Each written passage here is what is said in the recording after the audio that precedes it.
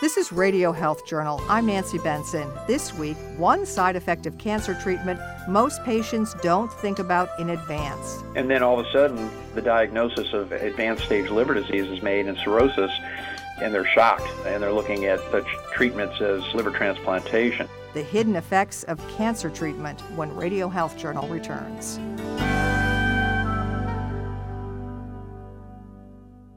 I'm Reed Pence, the producer and host of Radio Health Journal. If you like listening to Radio Health Journal, you'll also like our sister show, Viewpoints, which covers a wide array of topics from education to history to the environment. Here's a preview of what they're covering this week on Viewpoints. I was already very skeptical and thought she was a very dangerous person. The story behind Theranos and Elizabeth Holmes.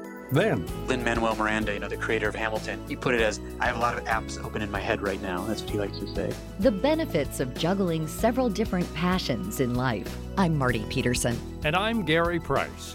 These stories in depth on your public affairs magazine, Viewpoints. Listen to Radio Health Journal and Viewpoints on your favorite radio station.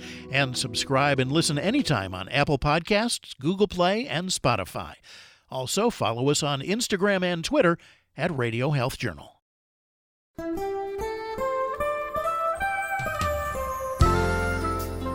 About 1.6 million Americans will be diagnosed with cancer this year. And over the course of our lifetimes, roughly 40% of us will receive that bad news. Today, nearly 2/3 of people diagnosed with cancer survive it.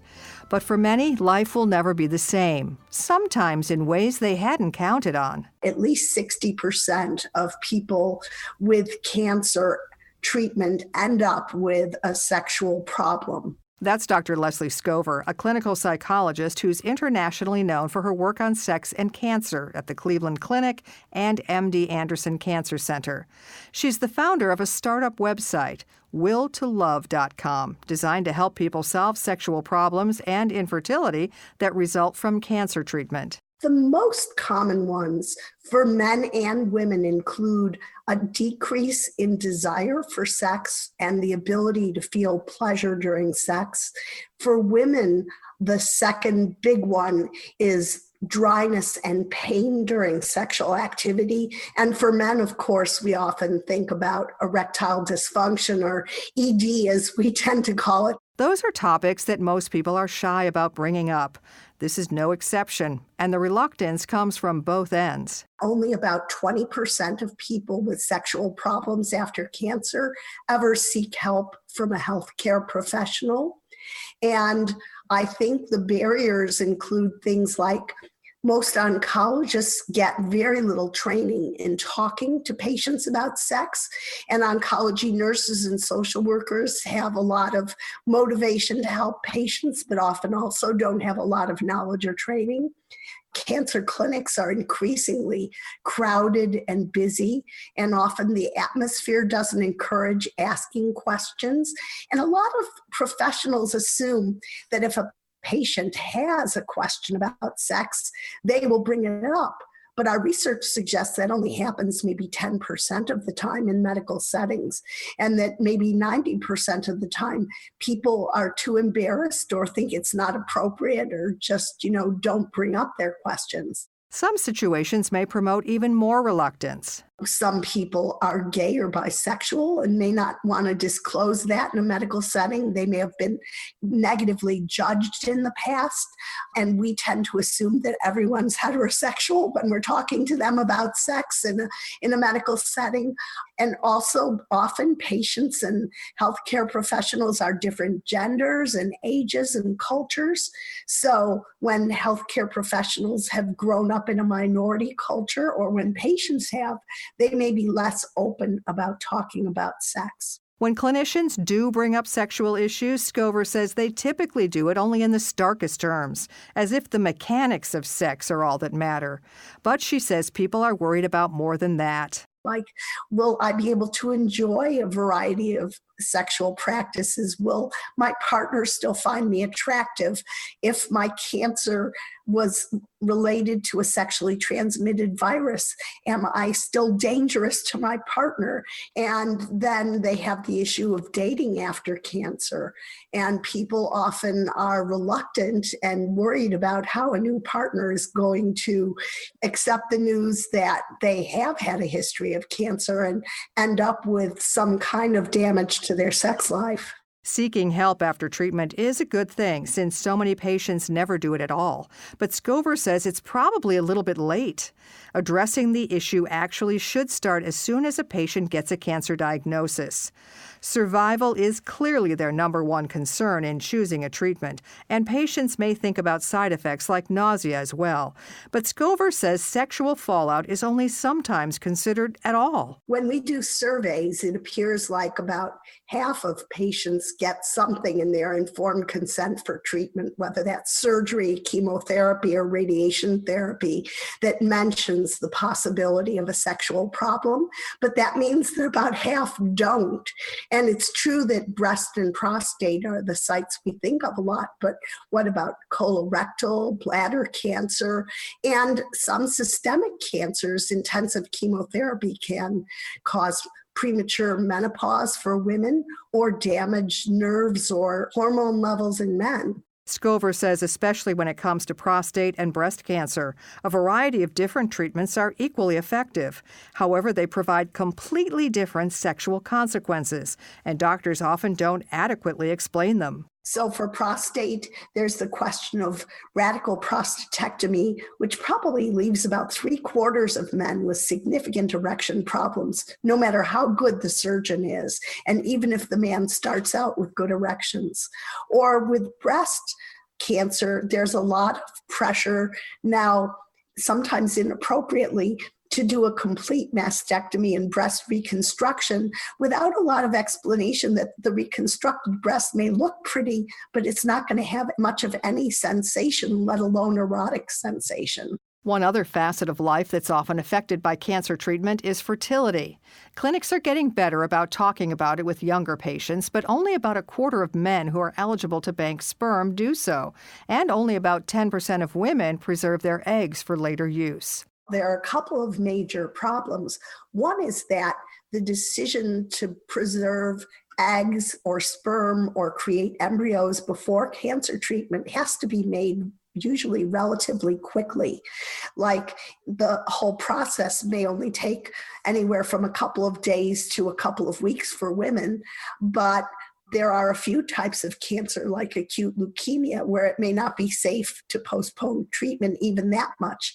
For most other types of cancer, it isn't terribly dangerous to postpone treatment as far as we know or research has shown, but patients and even oncologists have the mentality, oh my God, you have cancer, you should get treatment tomorrow.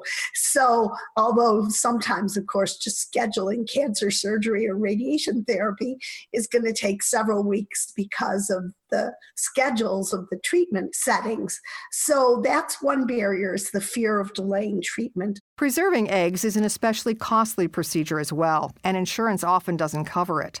But Scover says many cancer clinics, even some that are well known, are poorly equipped to deal with sexual and infertility problems in patients. Scover's extensive website, willtolove.com, seeks to fill that gap by answering questions and even offering self-help and counseling services. You can find out more by visiting love.com or through a link on our website, radiohealthjournal.net. Our studio producer is Jason Dickey. I'm Nancy Benson.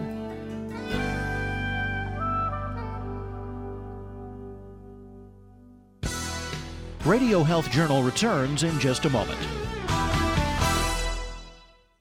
Recommendations for the screening, diagnosis, and treatment of various diseases often differ by organization, making it difficult to know which ones to follow. American College of Physicians President Dr. Robert McLean says that ACP's clinical recommendations, developed through a rigorous process, can help patients and doctors inform their decisions. The hallmark of the American College of Physicians methodology is that we base our clinical guidelines and clinical guidance statements on the best available scientific evidence. ACP considers clinical benefits and harms of an intervention and variations in patient values and preferences. ACP develops clinical guidelines based on a systematic review of the available evidence. Their guidance statements provide direction on topics where several clinical guidelines issued by other organizations are available but are conflicting. The aim of guidance statements is to reconcile clinical guidelines to help physicians provide evidence-based care for their patients. Learn more at acponline.org. Paid non-attorney spokesperson Fierce Nakawati with principal office in Dallas, Texas.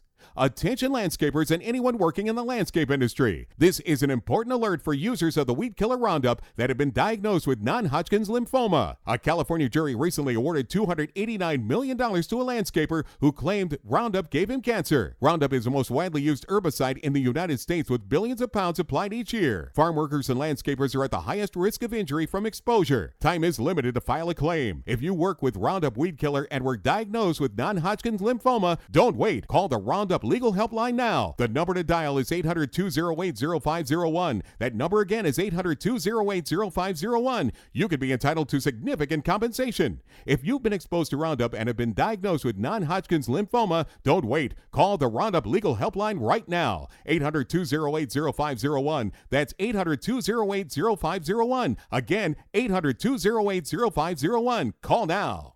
What are you going to do with your old car? You can try selling it, you could junk it, or you can donate it to Heritage for the Blind. Your car will be towed away for free and your donation is tax deductible. Just call 1-800-835-1478. Heritage for the Blind accepts cars, vans, trucks, and boats. It doesn't matter if your vehicle runs or not. It will be towed away for free, and you'll be supporting those that need help.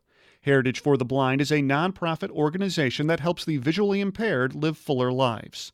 Call right now to donate your car, and as a special thank you, you'll receive a free 3-day vacation voucher to over 50 locations. Call Heritage for the Blind right now. Call 1-800-835-1478. Donating is easy, and your vehicle is towed away for free. Plus, you'll get a free vacation voucher for donating. Call now, 1-800-835-1478. That's 1-800-835-1478. Thank you for listening to Radio Health Journal, a production of MediaTrax Communications. If you enjoyed this broadcast, please support our show by subscribing, sharing it with a friend, and leaving a review on Apple Podcasts. You can find more Radio Health Journal stories about health, science, and technology on Apple Podcasts, Google Play, Spotify, and RadioHealthJournal.net. Also, follow us on Instagram and Twitter at Radio Health Journal.